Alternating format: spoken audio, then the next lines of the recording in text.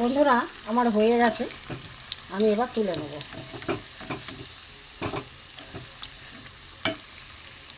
কড়া করে ভাজা হয়ে গেছে, খুব ভালো লাগে খেতে। বন্ধুরা খেয়ে দেখবে, একটু বেশি ভাজা হয়ে গেছে, কালো হয়ে গেছে।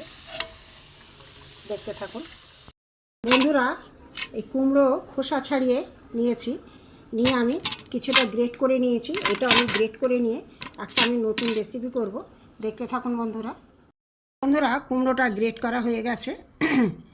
এতে আমি একটুখানি নুন, এই যে সাইডে নুন রেখেছি, নুন, এতে আমি চিনি দেব,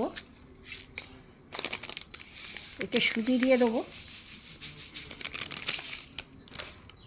এখানে 1 প্যাকেট দুধ আছে, গুঁড়ো দুধ আমি দিয়ে দেবো। দিয়ে আমি এটাকে মাখবো। এখানে সামান্য নুন দিয়েছি, চিনি দেবো, এখানে সুজি দেবো, এখানে গুঁড়ো দুধটা পুরোটা দিয়ে দেবো। বন্ধুরা এতে আমি একটুখানি ফুড কালার দিয়ে দিয়েছি, দেখানো হয়নি, আবার ভেজে নেব কালারটা সুন্দর আসার জন্য।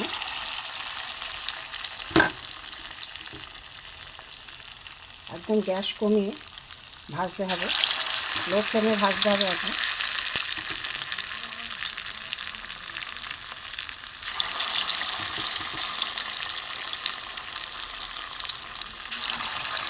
দেখতে থাকুন, একটু উল্টে দেবো,